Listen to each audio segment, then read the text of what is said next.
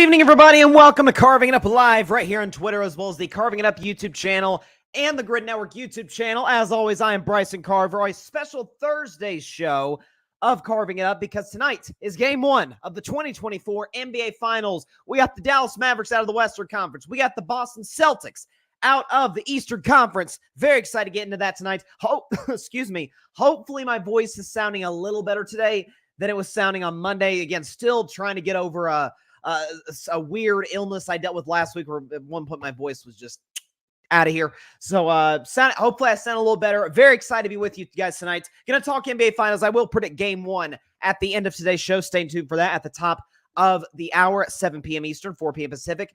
In about 10 to 15 minutes, gonna discuss Jayson Tatum. And it is the discussion around Tatum I find really, really weird on all fronts, for and against. I'll discuss that in 12 minutes. What's on the line for him in this year's NBA Finals, his second trip to the biggest stage in basketball in the last 3 seasons. Also going to discuss Angel Reese and Caitlin Clark and Kennedy Carter, and really more than anything, just the WNBA media coverage from folks inside the WNBA, folks who aren't in the WNBA media landscape. I find it all mind-boggling to the point of just head spinning to the point of what is going on. We are throwing out how we usually cover sports out the window for a number of reasons and a number of factors playing that on this week's edition of Carving Up the Context. The Trump thing on Monday was to make up for last week's lack of Carving Up the Context, as we do every mid-week segment, usually on a Wednesday, in this case a Thursday, because we're going to be doing the show on Thursdays rather than Wednesdays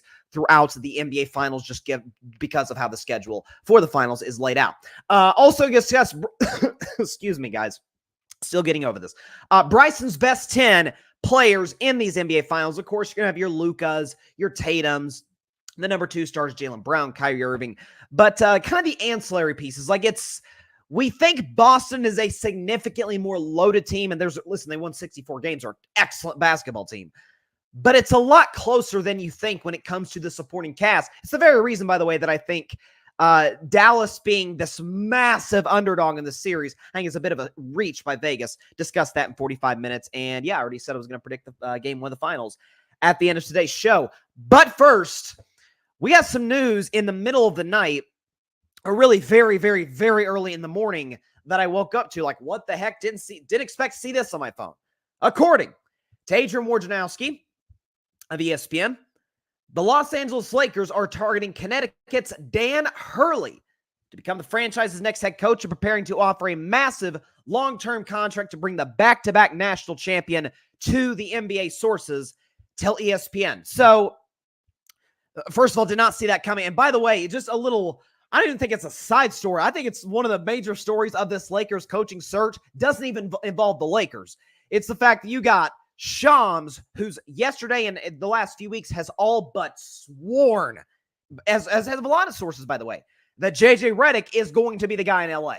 Now you have just, boom, Woj bomb, classic Woj bomb, saying, hey, no, actually the defending national champion coach, Dan Hurley, may be the best coach in all of college basketball. Actually, he is the front runner to get the Lakers job. And Woj went on to say on First Take, in an article on ESPN, on SportsCenter, all of his appearances today, in print and on television, that he's always been the clear front runner. So we are going to get either Shams or Woj are going to get a big, big, big W in the column, as what is it, my Cam Fan buddies say, Cowboys Cam Fan podcast. Shout out to Anth, AJ, and Adam. A big George W. One of those guys are going to get one, because both are putting their reputations on it darn near that their guy is going to get the job. So I have such mixed feelings about this. So on one hand, as I just mentioned a second ago, I think Dan Hurley is the best coach in college basketball. It's not just the fact that he's got back-to-back national titles. It's the fact that, unlike a Coach Calipari, who formerly at Kentucky, now at Arkansas, who I've been very critical of on the show, who's a tremendous recruiter, cannot develop talent to save his life. It's why his teams don't win in March as of late, at least post-COVID. You got Dan Hurley, who, yes, he has some really good prospects, and this upcoming class for UConn was supposed to be like, oh my gosh, that's take college basketball over. But he wins with good players, good, like, again, by and large, relative to what we're used to from big powerhouse schools, Kentucky, Kansas, Duke, North Carolina, those schools, lesser talent than those programs tend to have, and yet not only back-to-back national champions, but did so, I mean, they weren't even challenged. To my recollection, they weren't really challenged in 2023. I know for a fact they won every game in dominant fashion in 2024 to win the national title. So Hurley's a fantastic coach. I'm not denying that for a second. But a lot of it is fit. A lot of, anywhere you go in life, whether it be work, whether it be the person you choose to spend the rest of your life with, whatever the case may be, a lot of it is about fit. And the Lakers are in a very weird spot where LeBron's got a year or two left. My guess is as much as I would be over the moon if he joined my Golden State Warriors. I'm one of the rare Warriors fans who feels that way because I am a LeBron fan as well. Not as much as I am a Warriors fan, but I love LeBron. My guess is he's probably staying with the Lakers. Like, the writing seems to be on the wall. Would I be shocked if he left? No, I wouldn't be shocked, but it would be like, oh, okay. Oh, wow, okay. That I didn't necessarily see that coming as the first option. So you have LeBron, who's a couple years left. He's the most consistently, I still believe this, consistently great player on the Lakers team, as great as AD was last season. An argument can be made he should have been Defensive Player of the Year. I would have voted Wemby. Dang sure not Rudy Gobert. AD's in the middle of his prime, but as we know, just throughout the course of his career, as he gets older, injuries are going to become more part of the conversation as it relates to this particular player. Well, in 3 years, when LeBron James is retired, presumably, I don't think LeBron will be playing until he's 42, 43, although I do think he could. And Anthony Davis is now mid-30s, and I don't think AD will age quite like Steph, KD, and LeBron have, just because of his body. There's a lot of factors go into that. Then what with the Lakers? Because if there's one thing that we know, and what I'm trying to get around to is that they're in win-now mode. If there's one thing that we know about the Los Angeles Lakers, folks, you can look back a long time with this. For the last 2-3 decades, they don't draft that well. No, let me rephrase that. They actually draft really well. They drafted Julius Randle. They drafted Josh Hart. Lonzo Ball, prior to the injuries, looks like he was going to be... I mean, Lonzo was a very highly touted pick coming out of college. Went over Jayson Tatum, obviously, in that 2017 draft. Going to talk about Tatum in 12 minutes. All of these, D'Angelo Russell, they drafted. He eventually came back to the franchise, obviously. They've drafted some pretty darn good players. Brandon Ingram, Kyle Kuzma. They just don't develop them particularly well. Those players tend to go on to be significantly better post-Lakers career than with the Lakers. D'Angelo Russell's probably the only exception. Even then, I would argue, the Lakers, throughout their history, and I don't fault them for this. The New York Yankees can say the same in some regards. There's a lot of franchises that can say this, where best players usually come from the outside. LeBron came from Cleveland. AD came from New Orleans. Kobe Bryant was drafted by the Charlotte Hornets. Shaquille O'Neal came from the Orlando Magic. Pau Gasol, I believe, came from the Grizzlies. So, like, most of the great Lakers players in the last 20, 30 years weren't taken by the Lakers. Now, Kobe obviously was traded on draft day, so when, like, he spent a year or two in Charlotte and then developed, okay? They're a franchise that likes to go out and get guys. Well, if LeBron's gone, if AD is, in a few years, presumably past his prime, still good, still an excellent player, but not what we know him to be right now, or even a few years ago, as poor as the Lakers draft, as clearly, and I've been at the front of the train on this, dysfunctional as that front office has been ever since the late, great Dr. Jerry Buss passed away, with bringing in a number of head coaches since that time. And you're thinking Mike D'Antoni didn't last that long. I think Mike Brown was there, Byron Scott. Then you had Luke Walton. That was a disaster. Who else they had? They had Frank Vogel won a championship with him, but then fired him 2 years later. Then he had Darvin Ham, who, I will die on this hill, was not a good coach. Does Dan Hurley work long-term? That I'm not sure of.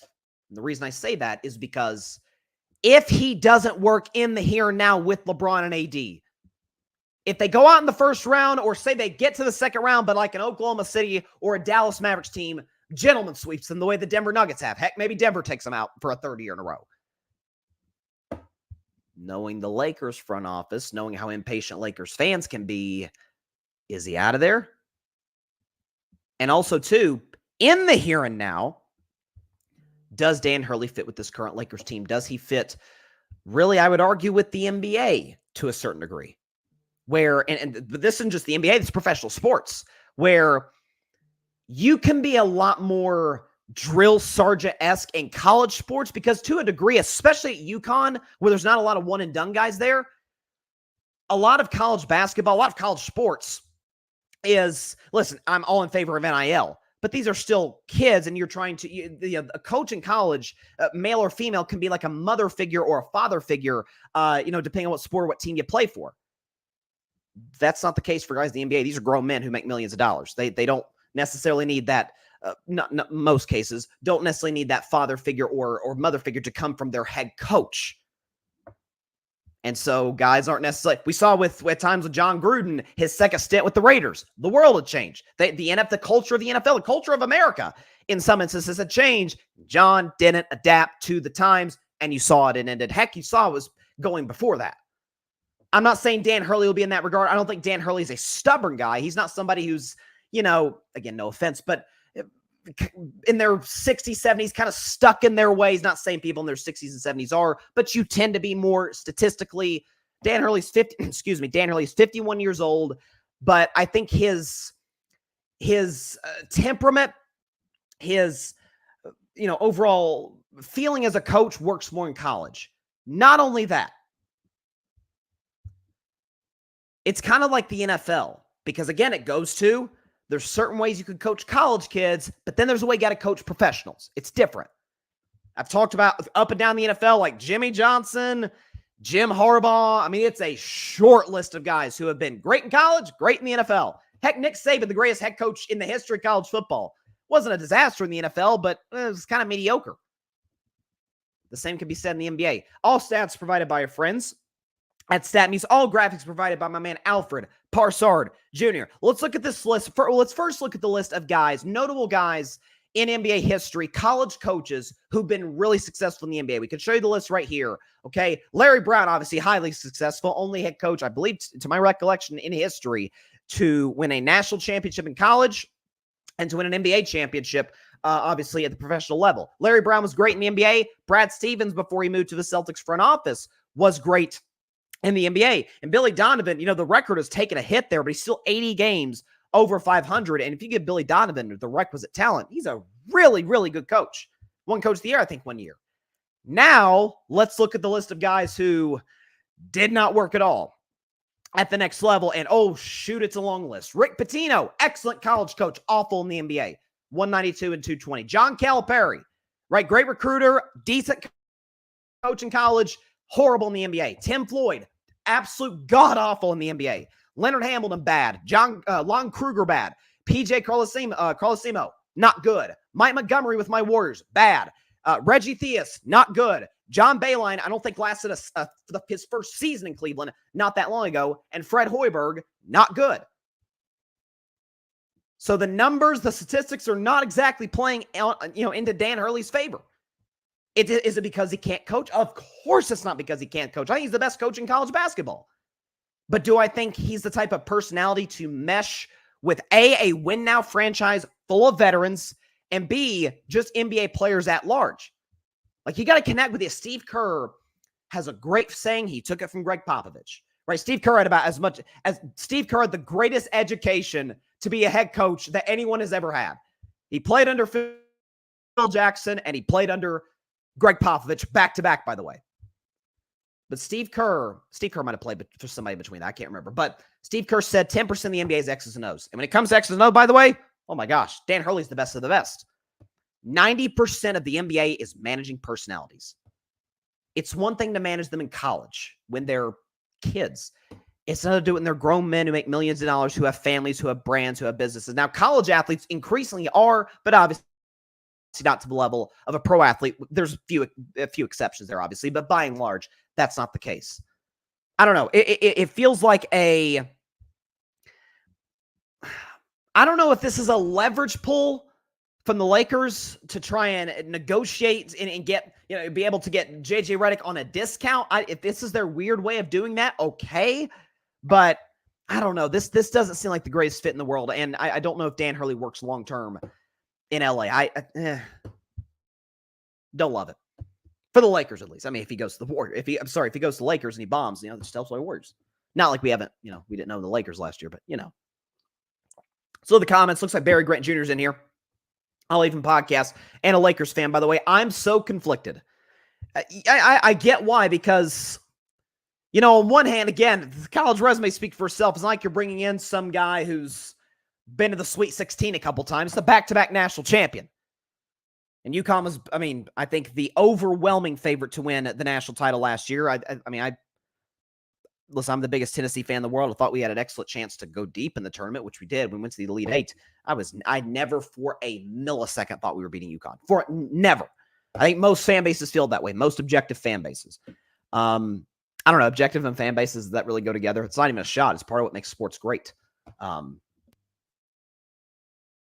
Sorry to get a call up out there. But yeah, I think he's an excellent coach. I just don't know if his coaching style will translate to the NBA. By the way, I don't even know if his offense will translate to the NBA, because he runs a very 2014 San Antonio Spurs offense, like crazy ball movement, pop it up and down, and that's never really been LeBron's strength.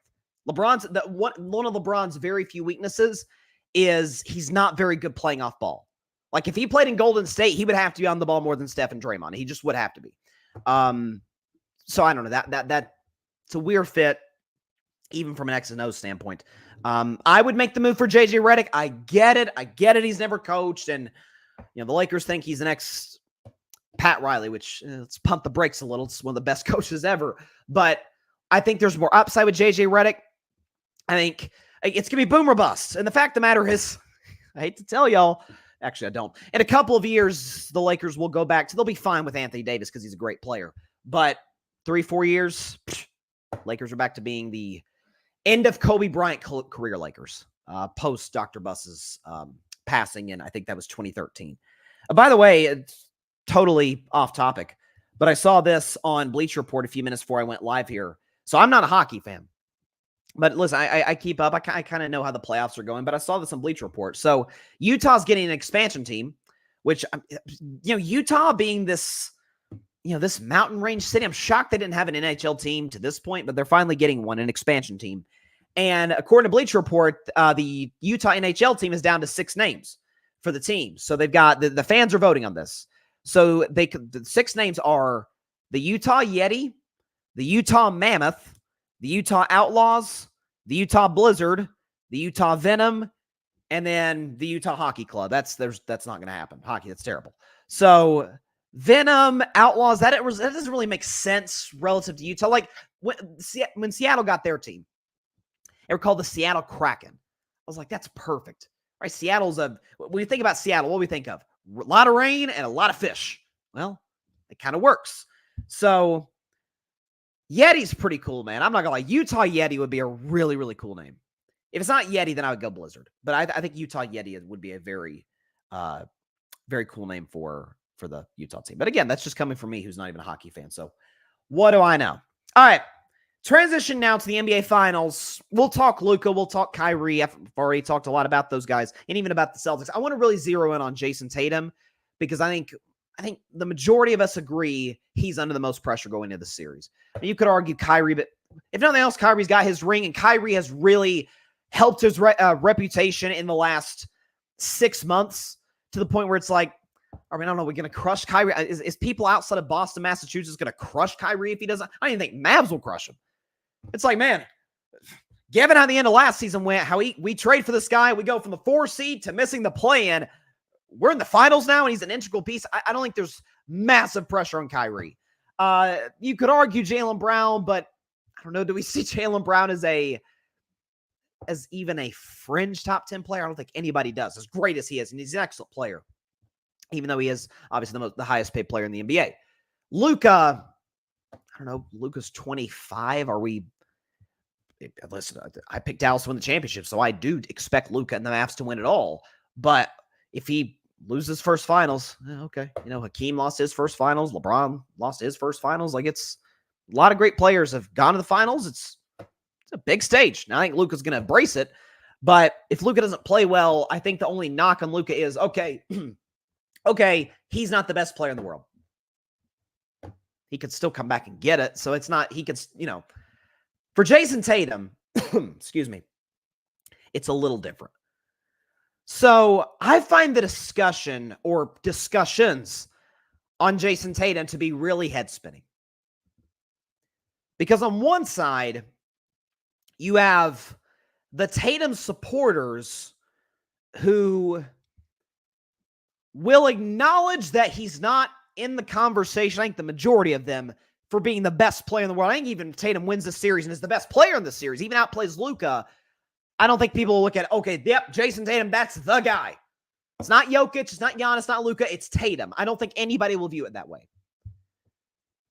And then they call, but at the same time, even though they mostly agree he's not going to be the best player in the world at any point, they get on folks for saying, hey, Tatum, I think Zach Lowe said he's like anywhere between the 5th and the 8th best player in the NBA. And some Tatum fans were like, you hater.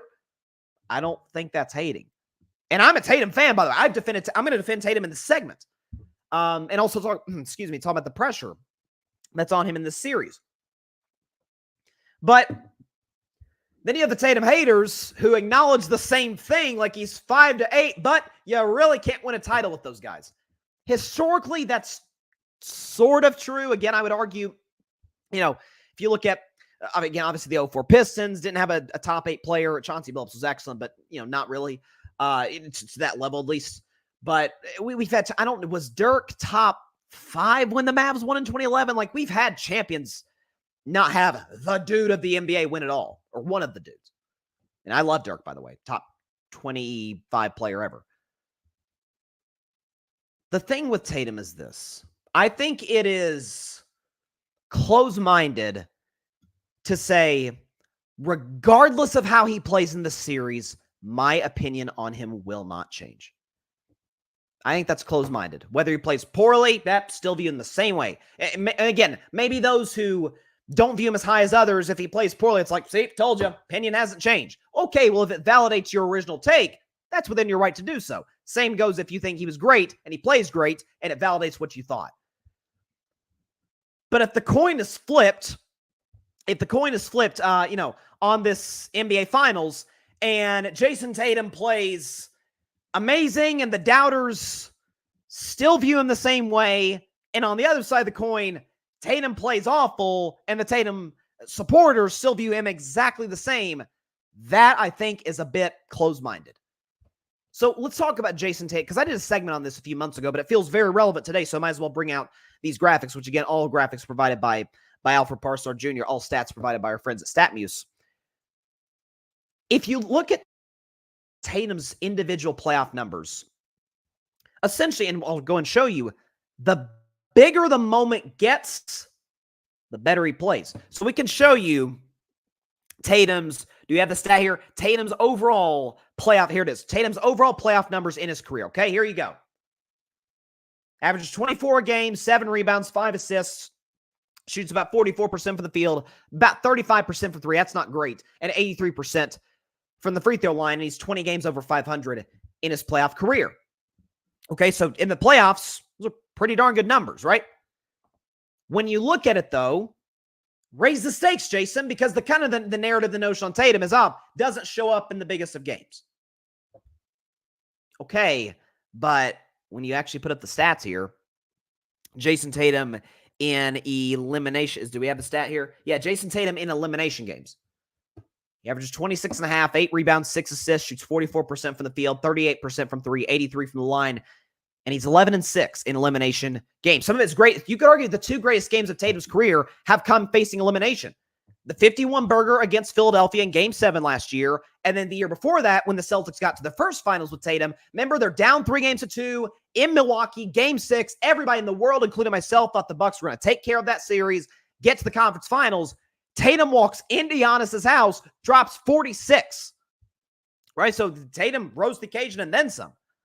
Well, how about Jayson Tatum in, as a great Celtic, late great Celtic once said, Mr. Bill Russell, the greatest 2 words of sports are Game 7. Well, how does he fare in Game 7s? We can show you right here. He averages 26, 9, and 5 on 47% from the field, 48% from three-point range, 81% from the line, and he's 5-2 in Game 7s. Crazy, he's played 7 Game 7s this young into his career. He's seen a lot of them. He's 5-2 and averages 26, 9, and 5 on 47, 48, 81 splits. It's pretty good. That's really good, actually. Now, the knock on Tatum by many is, well, what about the finals performance? We could show you his numbers in the 2022 NBA Finals against my Warriors. Okay? Not, I mean, the rebounds and assists are pretty good, but the scoring and the lack of efficiency isn't great.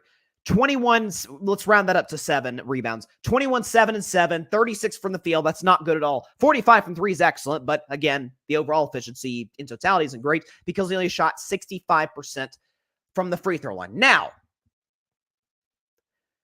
because Jayson Tatum was, what was he, 24, 23, 24 in that series?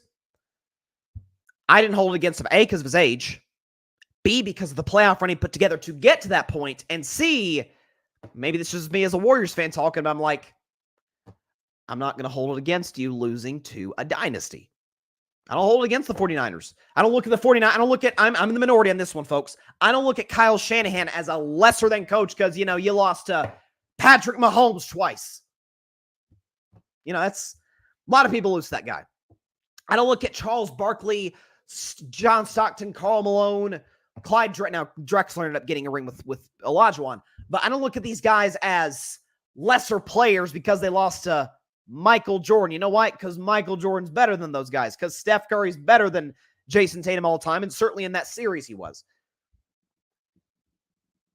If Tatum, to me, if he has a great series by a standard, so let's say Tatum averages 28 a game, you know, somewhere around the 7 assists, 7 rebounds mark, 47 from the field, somewhere more or less around 40 from 3, 80-something from the free throw line, but loses because Luka Doncic averages like 35, 10, and 6, or 35, 10, and 8 or something. Tatum will slide down I shouldn't say slide down. My view of Tatum will slide down a touch because, okay, that's 0-2 in the finals when you ran into 2 better players. But in the same breath, he has gotten to 2 finals in 3 years. Let me put it to you this way. If the Celtics win the NBA Finals and Jayson Tatum is the best player, it's not Jaylen Brown, where Jaylen Brown won Conference Finals MVP, which I could argue it could have went to Tatum. I think the tiebreaker was Brown hitting that tying shot in Game 1 against the Pacers. If the Celtics win the Finals, Tatum's the best player, wins Finals MVP, I think it's very, very difficult. Not very difficult, but moderately difficult to argue. Is he a top 5 player? He's not Luka. Regardless of what happens in the series, he's not as good as Luka. He's just not. We can all watch the games. We all have TVs. We all have YouTube. He's not as good as Luka. He's not as good as Jokic. He's not as good as Giannis. But after that, I hear Tatum or Embiid. I'd take Tatum in an absolute freaking heartbeat over Joel Embiid. Embiid gives you higher upside in the regular season, but is continuously year in and year out not reliable in the playoffs. Never has been. Tatum, by and large, I just showed you the numbers, is not good. He gets better in the playoffs relative to his regular season performance. And he's been to 2 finals, Joel Embiid, with great talent on his team, just like Tatum has on his. He's never even been to a conference finals. Only MVP in history to fail to do so in his career thus far.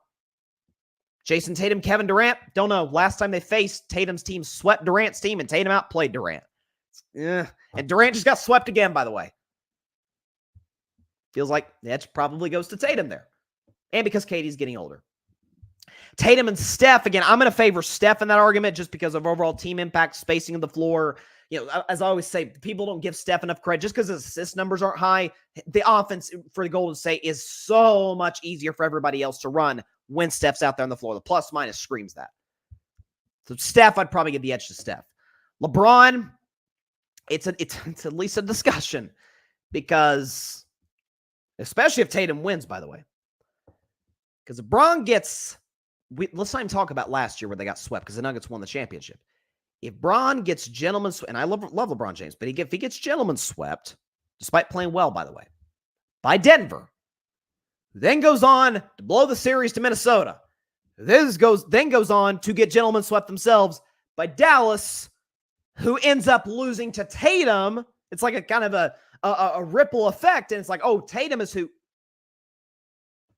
It's at least a discussion. It's at least a discussion. Then after that, you're talking about Dame's not in that. Booker, I get now. I'd absolutely give the edge to Tatum in that regard. Like it's going to be hard to name 5 guys that are high. By the way, now, if he loses, because if he wins, I'm probably going to put him around 4 or 5. Probably 5. 4 is a little too high. 5. If he loses, 7. 6, 7, that feels like kind of his place. And I listen, I won't think lesser of Tatum in the sense that, oh, yeah, can't get it done. No, I will view him as, okay, I need Tatum to be the undeniable best player in the series. I'm not talking about play better. I'm saying the best player in the series, which is going to be difficult moving forward because I think Jokic is going to go to another finals or 2. I think Luka, this isn't going to be his only finals. And by the way, we're going to talk about it now, but that Wemby guy in San Antonio, he's going to go to the NBA finals someday, multiple times. So it's kind of like, this is your opportunity to take it now, as opposed to later when other guys down the pipe in the Western Conference are going to be able to get some rings for themselves. So it's interesting conversation with Tatum where, again, I think I see that the haters and the fans, the stands, whatever you want to call them, of Jayson Tatum are for some reason not going to be moved an inch by this series, which I think is stubborn. It's a stubborn, because listen, I have a saying on the show that I can have a strong opinion, but if there is strong evidence against that opinion, I mean strong evidence that, okay, this is probably an incorrect take, then I may not totally move off the take, but I will at least adjust it. Like a take, it to me is, at least for an ongoing player or team, whatever the case may be, is a moldable thing, right? Like, it's not like it's hard clay. It's already been, no. You are molding clay. And when you get more information, you have to mold it a little differently. So I think it's a nuanced conversation. Nuanced conversation around Tatum. But I'm really interested to see how he plays in the series. I do think he'll play better than he did against Golden State. I do. So my guess is Dallas will probably put PJ Washington on Tatum and then see what they're able to do with that matchup. I'm curious what Jason Kidd is going to throw at the Celtics because of the fact that I talked about it on Monday's show, the one thing that I think will plague Dallas in the series is their bigs. Because given how much Boston's bigs can space the floor, that's why Porzingis is critical for Boston to win this series. Horford as well, because of how they space the floor. Now you got to bring Gafford out to the three-point line. Now you got to bring Derek Lively to the three-point line. Now, Lively is okay on the perimeter. Gafford really isn't. So that, to me, is going to be a fun matchup to watch. But then on the other side of the coin, part of the reason I picked Dallas is whoever for Boston, because it's almost a double-edged sword for Boston how many two-way players they have. Because it's great to have a guy who's really good on offense, really good on defense, but because of the effort and the energy that it takes to guard Luka and Kyrie, you are going to get significantly diminished returns on the defensive end. So, to win the finals for Boston, you need Tatum and Brown to be excellent. You can get by, potentially, with, I think, your best chance to win the series at least.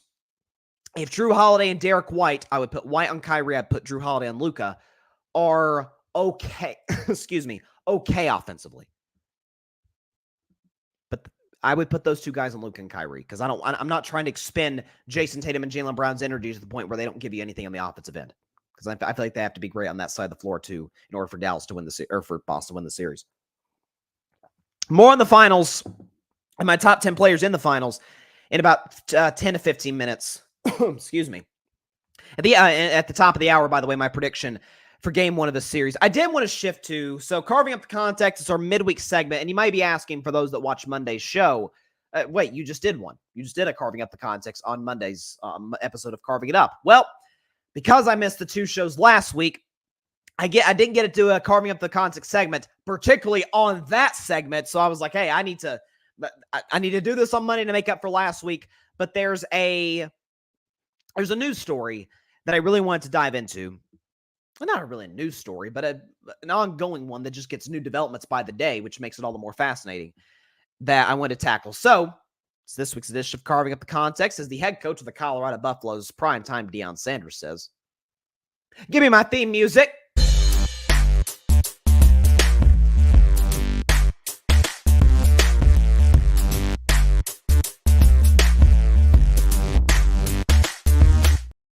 On this week's edition of Carving Up the Context, we're going to be talking about the ongoing story regarding this Caitlin Clark, Kennedy Carter play with the Chicago Sky and the Indiana Fever, as well as the, I think it's fair to call it this, rivalry between Angel Reese and Caitlin Clark. So, I talked about this on Monday's show. I'm more focused on the fact that I'm personally more outraged, far more outraged rather, at the fact that after that play, Caitlin's teammates really didn't come to her defense at all and really haven't in a lot of these events with Caitlin and other players getting into it physically, verbally. I'm like, listen, if Patrick Beverley does to Steph Curry, what Kennedy Carter did to Caitlin Clark, it's going to be a problem with Draymond Green. Like, that's part of the reason he's so important to Golden State. It's why a lot of enforcers are important to dynasties, and the Fever clearly are going to need that one. I touched on, but didn't really dive into how the media is covering this entire, not even just this individual event, but the Caitlin Clark story. So I kind of wanted to focus on that today. So I think, I don't want to sound harsh here, but I think there are factions of the media, sports and otherwise, that have lost their collective minds on this situation in many different directions. So in the sports media, or maybe I should start with the non-sports media. So there was the headline, and it was ironic because it came from the city where the Sky play at, which is Chicago. But in the Chicago Tribune, there was a piece written that the headline was something along the lines of what Kennedy Carter did to Caitlin Clark was assault. Okay, you know what else is assault? A common foul in the NBA.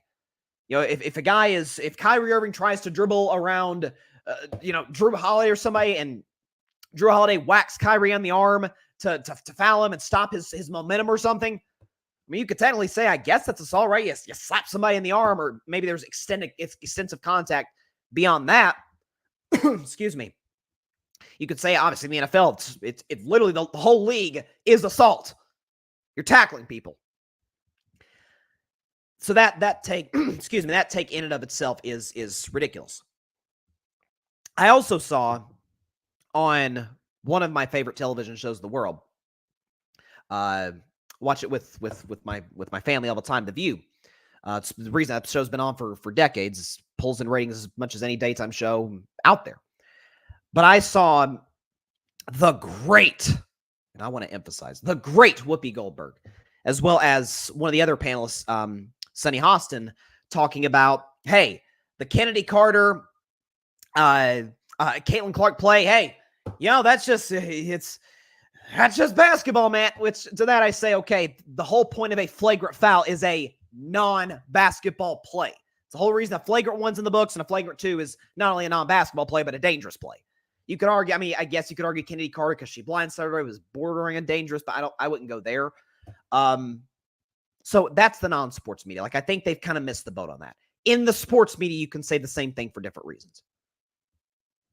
Because on one side of those who have been a part of the WNBA, there's two major flaws that I find in how they're covering the story, as well as responding to everybody else reacting to this story.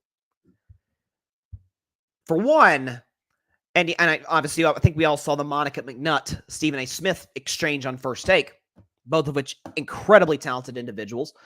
I thought Monica mostly was right in the discussion with Stephen A. I think I voiced my take, which kind of mirrored hers to a degree on Monday's show.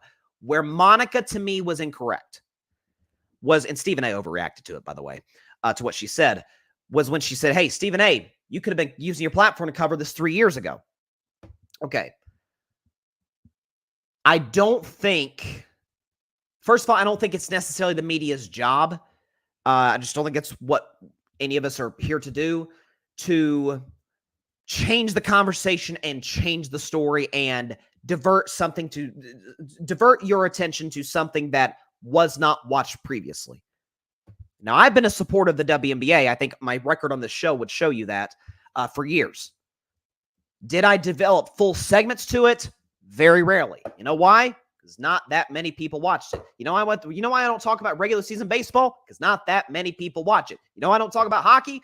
Well, A, because I don't watch it. B, it's not discussed in the national media really amongst fans unless they're diehards. I don't talk about golf. You know why? It's not terribly interesting. WNBA is interesting. I talk about it. NFL is always interesting. NBA, most of the time, it's pretty compelling. It was more compelling when we had super teams. That's beside the point. But so that I disagree with factions of the WNBA media for that belief. I also disagree, and I would warn those who have been WNBA diehards, whether it be fans, media players, I would warn them on this. Be very careful about turning into soccer fans and soccer media. Like that group of people makes me want to run my head through a wall. And I say that because it's the classic, now that soccer over the last decade or so, at least in the United States, has really just skyrocketed in popularity. It's probably the most popular sport in the world, of course. World Cup gets a billion views, a billion viewers. But the diehard soccer fans to the newcomers to the more casual fans, hey, you don't know the game like we know the game. It's our job to lecture you on how this sport works.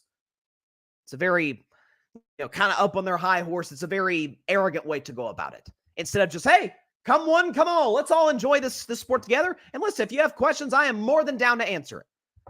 But don't turn into lecturers. Baseball fans kind of do that sometimes. Fans of a band. Anytime some band or some artist blows up and they're all over the place, yeah, but I was a fan from them day one. You're not as big of a fan as me. It's dude, are we really going to play who's the bigger fan game? Chill. Who cares? Now, as far as those who are discussing, I'm going to get around Angel Reese, I swear to you, but I want to focus on the media, the baseline of this. To those who are new to the WNBA, or covering it at least, what I would warn you, men and women, on doing is acting like you know everything. And also coming at the perspective, and this is where I strongly disagree with Stephen A. Smith the other day on First Taking the Exchange with Monica McNutt. Be glad that we're even talking about this. And because we're talking about this, don't question my opinion because you're lucky we're even discussing this topic.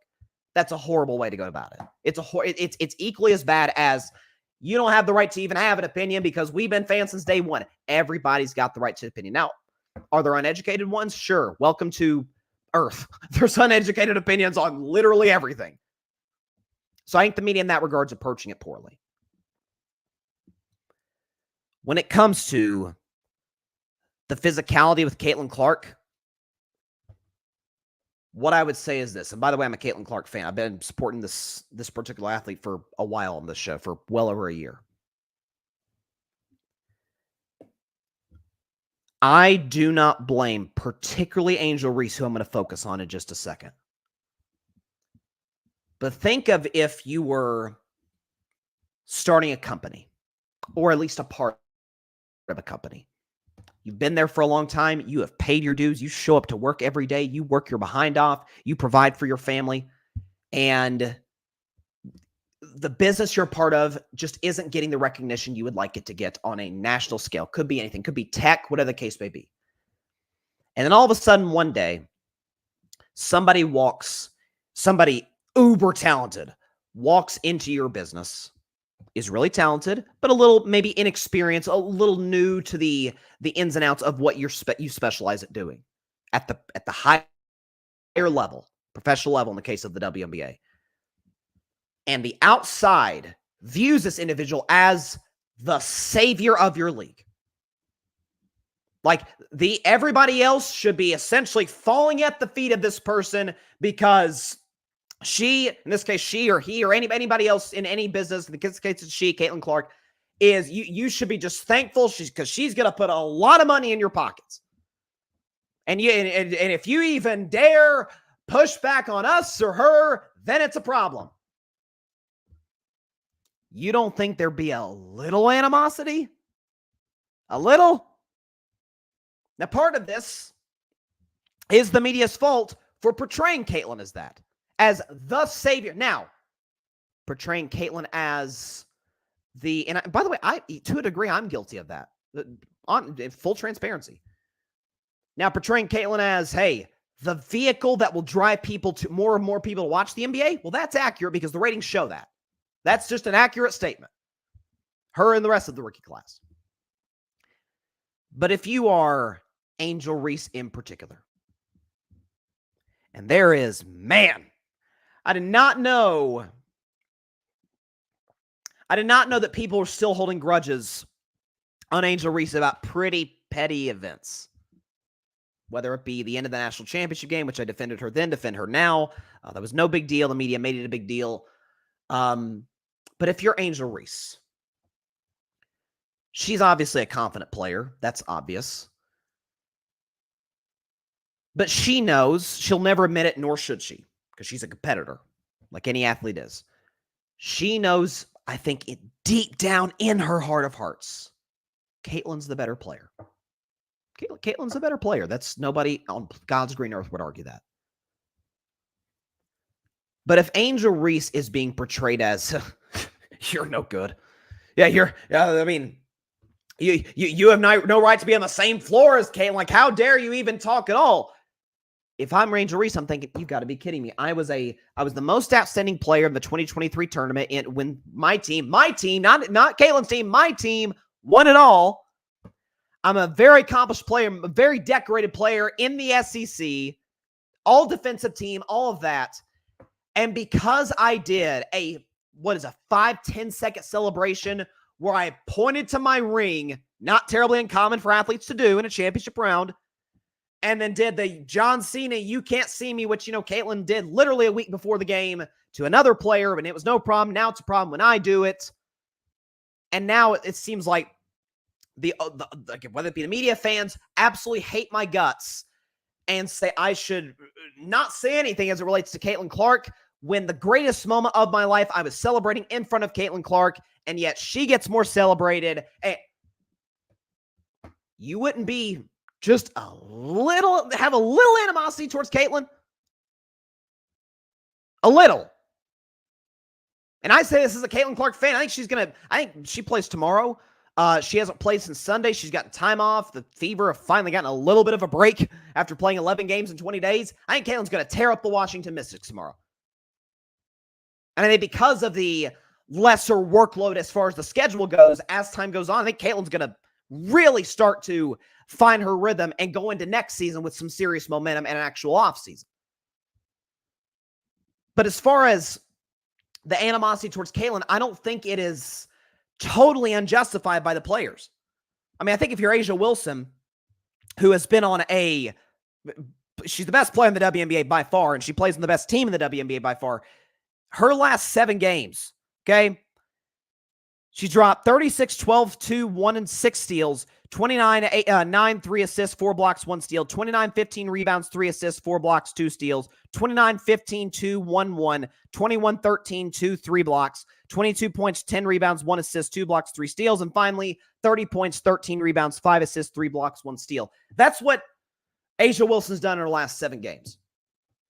But people are hailing the newcomer as the savior of the league. I wouldn't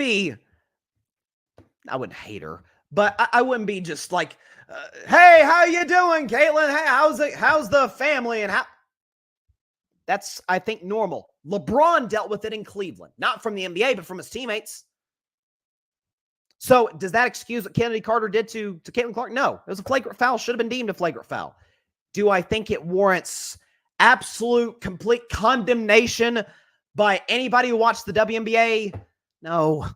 It wasn't like a situation where it was a dangerous play or could have really, really hurt Caitlin. Was it a cheap shot? Yeah. Was it really, really, really dirty, like flagrant 2 level? No. And I think people in that regard, there's been a lot of mishandling by both sides of this. And I think if this were a small guard, because I can't say Wemby because Wemby's 7'5". You can't bully Wemby around the floor.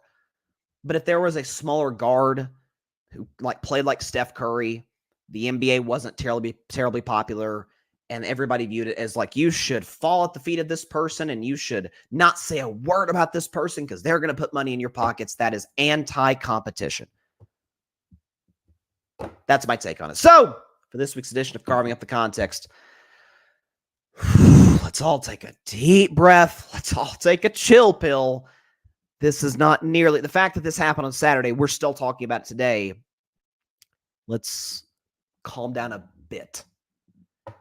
Because most of this towards Caitlin is rookie hazing that Candace Parker to deal with, Angel Reese has dealt with, by the way, this season.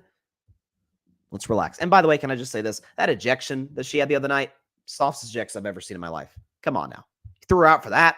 Come on. So, see, I'm just trying to be fair. See, and also, too, part of the flaw that I see in this, and I've talked about this with Caitlin in the past, that giving her a pass on certain things. And by the way, Caitlin's not playing poorly. She's been the best rookie. She's been inefficient, but she's absolutely been the best rookie in what's a stacked class with Cameron Brink and Angel Reese and Camila Cardoso. All these players. They're all going to be excellent. Caitlin's going to be the best player. We know that. But I think overreacting to situations like this is actually disrespectful towards the player. Like coming to defense to this level, like how dare you? It's like you're underestimating the fact that Caitlin is an absolute dog on the floor, that she is an intense, trash-talking, hit a shot in your eye, yell at the crowd, intense. She can handle it. She can handle it. Like all the greats do. I don't defend cheap shots. I never have. What I am saying is that we don't need to come to her defense. I think she can hold her own out there. Especially with an off season next year. Oh yeah, she's coming. She's coming. She's gonna do some damage. All right. Transitioning now to Bryson's best 10. So it's a segment I do every week on the midweek show. And again, today, obviously a Thursday show. We're gonna be doing Thursday shows rather than Wednesday shows throughout the rest of the NBA well, it is the NBA playoffs. Rest of the NBA finals because of how the schedule structured. So, Bryson's best 10. I'm going to discuss the top 10 players in this year's NBA Finals. If we can get the background music going on right now, that would be great. NBA Finals, and I'll predict game... Oh, wrong music. Looks like we got the right one. Predict game one just a second. Here we go. On this week's edition, Bryson's best 10, we're going to discuss the top 10 players in the NBA Finals. We're going to start at number 10 from the Dallas Mavericks. It is Dereck Lively the second. Dereck Lively the second, the 10th best player in the 2024 finals, and here's why. So this guy I absolutely loved out of Duke in last year's draft. I was actually hoping that he would fall to my Warriors. Now he ended up getting Brandon Pajemski, who was an excellent rookie. So, you know, it still worked out in the end. Excuse me for my birth there. But I think the thing with Dereck Lively is he's an excellent lob threat, excellent rim protector, great in the pick and roll with Luka. He's a great fit in that regard. The Mavs are great at setting screens for Dereck Lively. It's kind of like an opposite screen to where Luka's going, which kind of catches the defense off guard. But he's been one of the best rookies in the NBA this season. He's going to be a great fit with this Mavs team for years to come. Listen, this kid has been dealing with a lot, man. His mom passed away not long before the playoffs started, and for him to come out and respond this way, he had a great rookie regular season. For him to be going through this much in his personal life and be so effective for the Dallas Mavericks and be critical to them getting to the stage, man, kudos to the young man, and definitely rooting for him to have a great NBA Finals. Dereck Lively the second, the 10th best player in the NBA Finals. At number 9, it is Derrick Jones Jr. Derrick Jones Jr. of the Dallas Mavericks, the 9th best player in the NBA Finals, and here is why. So Derrick Jones Jr. is also integral to Dallas' success for this very reason.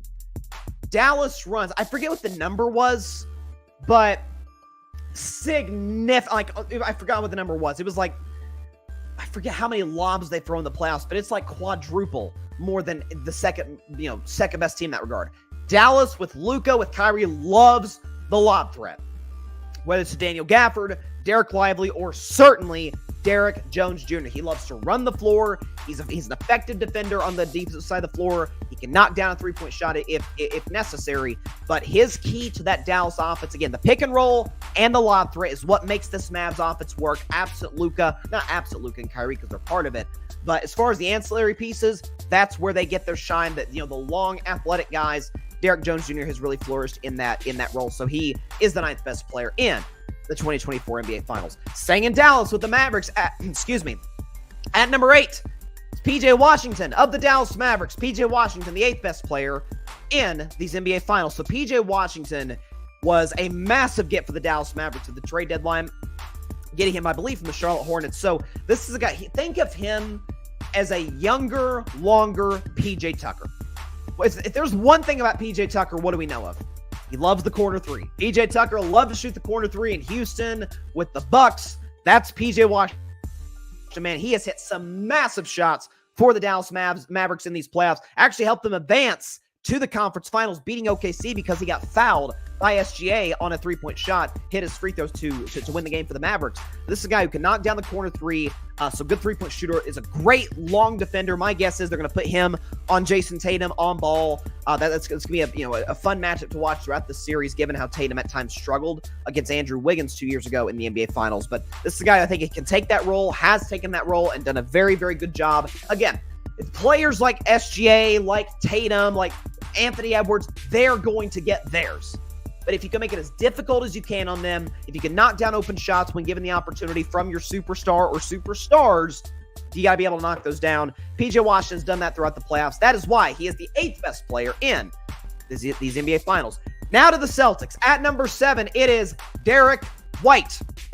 Derek White, the 7th best player in the 2024 NBA Finals, and here is why. So, listen, I love this guy, man. He is a competitor on the defensive end. He's really, really effective in the offensive end. The guy's had some 30-point games all throughout this year, so he can score effectively. He's a good shooter. He's an excellent on-ball defender on smaller guards. Again, my guess is Boston's going to put him on Kyrie Irving. So that's going to be a fun matchup to watch back and forth throughout. But listen, this is a guy they acquired two years ago at the trade deadline from the Spurs, and he's who helped them get to the finals 2 years ago. Certainly this is the case this year. And remember last year in Game 6, it was a series they lost, but they were down 3-0 to the Miami Heat. Derek White comes out of nowhere, gets the putback shot after a Marcus Smart miss to force the Game 7 at the buzzer, which the Celtics went on to go lose. But he's critical to them on the defensive end. He's a great shooter. Again, could put the ball on the floor and score as well. So Derek White, one of my favorite players in this series, and he is the 7th best player in these NBA Finals. The 6th best player on this list might be, outside of the superstars, the most important player on this list, and it is Kristaps Porzingis of the Boston Celtics. Kristaps Porzingis, the 6th best player in these NBA Finals, and here's why. So he's coming back from injury. Should be back for, reports say he's going to play in Game 1 in about an hour and a half when Game 1 tips off, which is critical for Dallas, or for Boston. So obviously we know he can space the floor. We know he's able to do as a big, which I think will again render Daniel Gafford and Derek Lively II not irrelevant, but they won't make the impact in the series that I think some think they will, because Porzingis will have them guarding the three-point line, which will clear the floor, space the floor for Tatum and Brown and others to get their shots at the rim. But he can shoot. He's an okay defender. But just having him out there, listen, Al Horford can get it done and has got it done in the playoffs from outside. He's obviously, at this stage of his career, not the interior presence he used to be. He can shoot the three, but he just does not give you consistently all throughout the regular season. A guy who averaged 20 points per game, by the way, which Porzingis did this regular season. He's a critical piece in them. Again, had they faced the road that the Dallas Mavericks faced leading to the finals without Porzingis, which the Celtics did, are they in this stage? So them having them back for this series is massive. I liked the deal last year during the offseason. He's been huge for them. One of their big offseason acquisitions, and he will be critical to them winning the series. Kristaps Porzingis, the 6th best player in this year's NBA Finals. At number 5, move to the top 5. One of my favorite players as well, has been forever. It is another offseason acquisition for the Celtics from a year ago. It is Jrue Holiday. Jrue Holiday, the 5th best player in the 2024 NBA Finals, and here is why. So, fun fact, this will be the second time, if the Celtics win this series, that Jrue Holiday will have will have played for, or will have gotten traded to a team, and in year one there won a championship because he was traded to the Bucks in the 2020 offseason. They win the 2021 title. Could be the same result here with the Celtics. But again, a guy who offensively in the playoffs has struggled, but I think a big reason for that I talked about earlier in the show and on Monday is because he is so excellent on the defensive end of the floor. You're just not going to get an impactful Jrue Holiday offensively. He's a good spot-up shooter. He can create his own shot from time to time. I remember he was on the Olympic team in 2021, if I'm not mistaken, for Team USA, helping us win gold again. But this is the guy who's to me, in the last decade, the best two-way guard in basketball, bar none. I think what this guy brings you on both ends of the floor is absolutely invaluable. The Celtics need him desperately. He's probably going to guard Luka throughout this finals. Luka's going to get his because he's Luka Doncic. But if this guy can make it as difficult as he can on Luka, Boston has a pretty good shot to win this series. So Jrue Holiday, the fourth best player in this year's NBA Finals. At number 4, it is Kyrie Irving. Kyrie Irving, the fourth best player in this year's NBA Finals. And here's why. So, listen, Kyrie has done wonders for his reputation in the last 6 to 9 months or so. Really last year, ever since he re-signed with the Dallas Mavericks. I believe it was 3 years, $120 million. This is a guy who had been viewed by many, including myself, as kind of a, let's be honest, a locker room cancer to a certain degree, right? He was difficult in Boston. He was difficult in Brooklyn. Gets traded to Dallas. The Mavs go from the 4 seed to missing the play-in tournament, much less the playoffs. One thing I've always said, though, I've never denied his skill, never denied his incredible handle, the greatest I've ever seen. His incredible finishing ability at the rim without being able to dunk, consistently. He's not Russell Westbrook in that regard, prime Westbrook. His efficiency as a small guard is not many guys have been able to pull that off. But his evolution into a leader in Dallas, kind of the leader, the guy that all the younger players, including to a degree Luka, kind of look up to because of his past experience in the finals. He seems at peace with himself, which is so great to see, with his family, with his teammates. And so, listen, it took Kyrie a while to get here. And listen, I've been critical of him. I have. But this is a guy who has matured, has gotten better, has improved, and I give him absolutely nothing but a ton of credit for that. Not to mention, he's an awesome basketball player and a future Hall of Famer, no question about it. Kyrie Irving, the fourth best player in the NBA Finals in 2024. At number 3, it is Jaylen Brown. Jaylen Brown, the third best player in the 2024 NBA Finals, and here is why. So, we know he can do on both ends of the floor. Excellent two-way player. Again, my guess is I would not put him on Luka and Kyrie, so they'll probably put him on like a PJ Washington or something like that. But listen, he's got incredible verticality. Obviously can dunk on your head. This is a guy who has really struggled. We talked about Tatum struggling in the clutch. The same could be said about Jaylen Brown. One of the biggest shots in the playoffs was hit by Jaylen Brown in Game 1 against the Indiana Pacers to tie that game up, which led to a Boston sweep. Not that they were going to win that series anyway, but they would not have swept that series if Brown does not make that shot at the end of Game 1. And it was him, not Tatum, who won Eastern Conference Finals MVP. So you have to imagine, listen, it's been 10 days between games for Boston, which to me feels like a little too much rest. Nonetheless, this is a guy who I think is going to come into this finals with an improved level of confidence because of what he did in the Eastern Conference Finals. I think Brown will have a pretty good series. He was, you could argue, he might have been the best player on the Celtics when they lost to my Warriors 2 years ago in the finals. So this is a guy who's in his second finals, is going to feel more comfortable, and is going with momentum off the Eastern Conference Finals MVP. Jaylen Brown, third best player in the 2024 NBA Finals. At number 2, it is Jayson Tatum, Jaylen Brown's running mate. Jayson Tatum, the second best player in the 2024 NBA Finals. Here's why. So, again, I don't think, as a Tatum fan, by the way, it is hating to say, hey, not better than Luka. What are you talking about? Even Tatum fans, I think, objective ones at least, would say, yeah, Luka's a better player. Luka is a better scorer, better passer, better rebounder. Tatum gives you more of the defensive end, obviously, and that's big, and that's going to be a huge factor for Boston this series is, again, what he gives you on the defensive end. You would prefer him not guard the Dallas's two offensive threats and give you preferably 28 to 35 a night in the NBA Finals. He's shown he's capable of doing that in individual games. Over the course of the series, is he capable of doing that? That remains to be seen. But Tatum, I think, will be much better this year than he was 2 years ago in the finals. He's again, It's been good shooting from three in the finals in the six-game series against the Warriors 2 years ago. But again, the inefficiency has been a little concerning throughout these playoffs. I think with time to rest, time to get ready to go, to adjust, to know who your opponent was a week out, be able to watch film, see what Dallas is going to throw at you. I think Tatum's going to have a really good series, and that is why he is the second best player in the 2024 NBA Finals. 3 straight All-NBA teams, by the way. Let's put some respect on Tatum's name. And of course, at number 1, this seems pretty obvious to me, it is Luka Doncic. Luka Doncic, the best player in the 2024 NBA Finals, and here's why. So, look at what needs to be said at this point. The guy has, in his first 6 years, this is amazing. In his first 6 years in the NBA, he's been first team All-NBA 5 times. 5 times. First team All-NBA in his first 6 years. And by the way, has been an absolute playoff menace. And we saw what he did those first 2 playoff years, even though they lost because Dallas didn't have the pieces to compete with the Clippers. He was amazing against LA in 2020 in the bubble and in 2021. 2022, he had Jalen Brunson as his running mate. He knocked off Utah, shocked the world, and beat the Phoenix Suns in 7 games, blew them out in Game 7, and then lost to just a better Golden State Warriors team. But listen, the part of the reason I bought into Dallas in the second half of the season after not buying them in the first half is because they have, to a degree, changed their offensive identity to, in a certain regard, where when Luka Doncic's usage rate is 30% or below, the Mavs have not lost this season. They're 10-0. Now, his usage rate was over 30 in all 5 of the Western Conference Finals games, but again, a lot of that was how Minnesota was playing Luka, some of the looks they were giving him, and still, his usage rate wasn't crazy, right? He was still being able to throw the lobs to Derrick Jones Jr.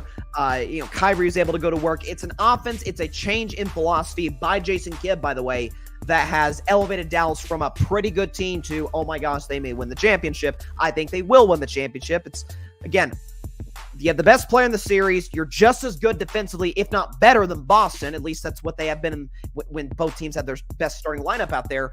Listen, the guy has been incredibly efficient in the playoffs. His three-point shot has been better as of late. And by the way, he's competing pretty well on the defensive end of the floor. So the whole package. Luka averaged a darn near triple-double in the regular season, 34-point triple-double. You could argue he might have been the league MVP this year, potentially over Jokic. Luka Doncic, to me, clearly the best player in the NBA Finals. And a lot to the line for Luka, too, by the way. He wins the series. Now you have a legit conversation. Is it Luka or is it Jokic for best player in the world? And I can honestly say I got to see this finals play out. I don't really know where I'm going. I'm 50-50 on that if the Mavs win the title, which I think they will. I think there are more matchups that favor Dallas than favor Boston. Let's go back over the top 10. Then I will go and predict game 1 of this series. So at number 10, for Dallas, I have Derek Lively II. At number 9, I have Derrick Jones Jr. For the Dallas Mavericks. At number 8 from the Dallas Mavericks, I have PJ Washington. Number 7 from the Dallas Mavericks, from the Boston Celtics, I've got Derek White. Number 6 from the Boston Celtics, I've got Kristaps Porzingis. Number 5 from the Boston Celtics, I've got Drew Holiday. Number 4 from the Dallas Mavericks, I've got Kyrie Irving. Number 3 from the Boston Celtics, I've got Jaylen Brown.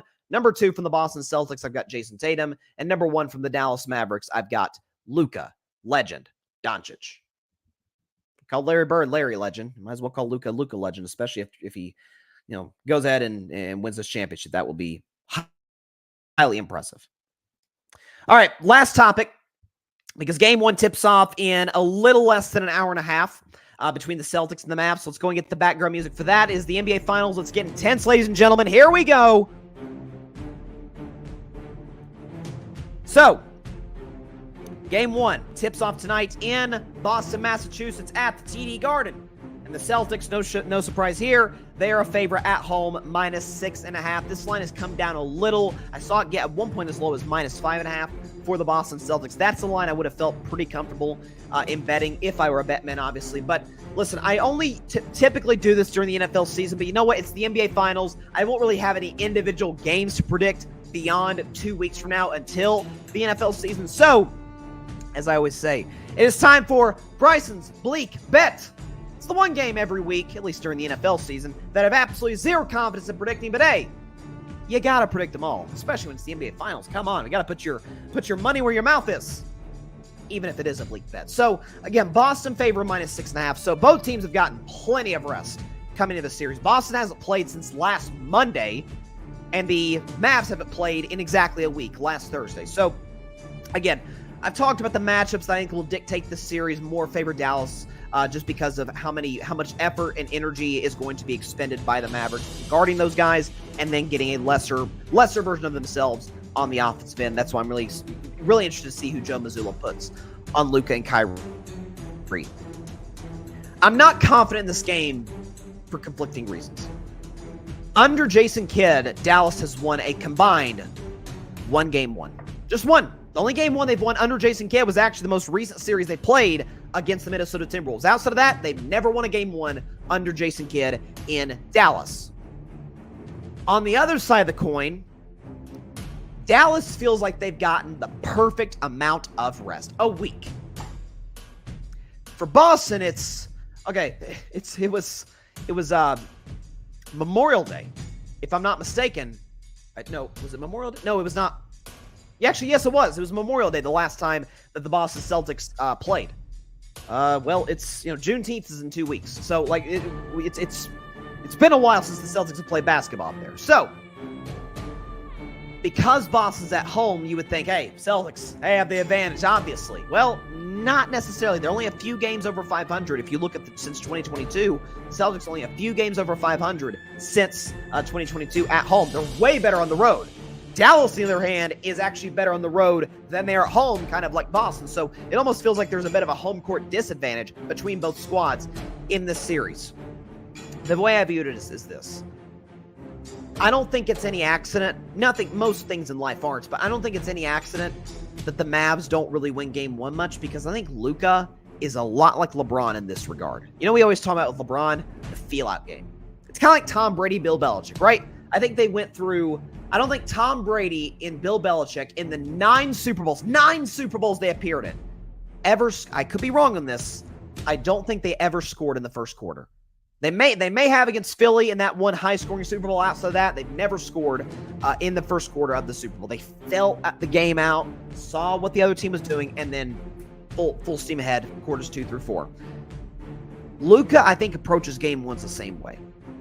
Okay, obviously, defenses are going to throw the kitchen sink at me. Let's see what the looks are. Let's see, what matchups me and Kyrie and the others can kind of, can kind of exploit. So I think, again, they lost game one in, I think, blowout fashion, if I'm not mistaken, to the Clippers in the first round. They lost in blowout fashion to the Thunder in game one of the second round. And then game one against the Minnesota Timberwolves, they took advantage of the fact that Minnesota was dead tired after playing a knockout, drag-out 7-game series against the defending champion Denver Nuggets. So, again, they kind of took advantage of that, understood they had to at least get one on the road, ended up getting 2 on the road.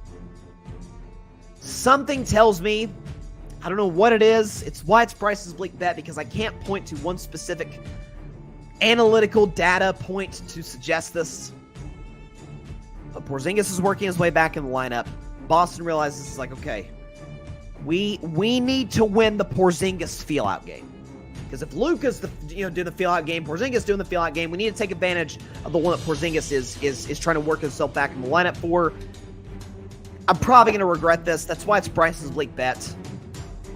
I'm going to close my eyes and take the Celtics to win and to cover. That's why it's Bryce's bleak bet. 6.5 really does feel like a lot. I'll stick with it. 112, 103. I think the Celtics will. Again, I think Dallas will struggle at times on the perimeter, at least as it pertains to their bigs, Gafford and Lively. And I think Boston will expose that by shooting the lights out from 3, because a lot of shooting the 3 has a lot to do with your legs. And if you're rested, your legs are in good shape, to be able to knock shots down from outside. So, give me the Boston Celtics. Even though I got the Mavs in 6, I will take the Celtics tonight in game 1. One thing, too, to keep your eye out for is one way or the other, no matter where this game goes, to Boston or to Dallas, because there's been so long of a break, we haven't seen an NBA game in a week. It's been a while. The next day, because it's Friday, it's a little bit like, I always say, the 2 biggest overreaction Mondays in the NFL. The Monday after week 1 Sunday games and the Monday after the Super Bowl. Because if it's week 1, it's like, oh, this team's amazing. They're not getting beat. Oh, this team's terrible. How can they win a game? And then at the Super Bowl, the winning team's going to win the next 3 Super Bowls, and the losing team, coach doesn't know how to coach, quarterback's terrible. That's what it always is. I think we're going to see a little bit of that tomorrow in the media coverage where, whoever, let's say Boston wins. I'm very tepid in this. I don't feel confident in this at all. But I'm going with Boston. It's game one. I'll stay with the Celtics, even though the Mavs are going to win this series. Because if Tatum plays great, it's like, oh, Tatum, Luka. I mean, it's a discussion. I think we could see conversations like that tomorrow. So just be on the lookout for that. All right, that's all the time we have for today's show. Appreciate everybody stopping by as always. Be sure to catch Carving Up Live tomorrow at 6 p.m. Eastern, 3 p.m. Pacific time right here on Twitter, as well as the Carving It Up YouTube channel and the Grid Network YouTube channel. Of course, be sure to like, share, comment, and please take 2 seconds out of your day. Hit that big red subscribe button down there. Helps the channel grow exponentially. We have just surpassed 1,000 subscribers. Celebrating that on Monday. We are now on the road to 5,000. Shoot for the stars, man. Let's go for it. 5,000 subscribers for this show. So if you have not subscribed, hey, just takes a couple seconds. Hit the big red subscribe button down there, and you're part of the Carving It Up family. If you have subscribed, thank you so much. Cannot tell you how much the love and the support for this show means to me, means to everybody involved with Carving It Up.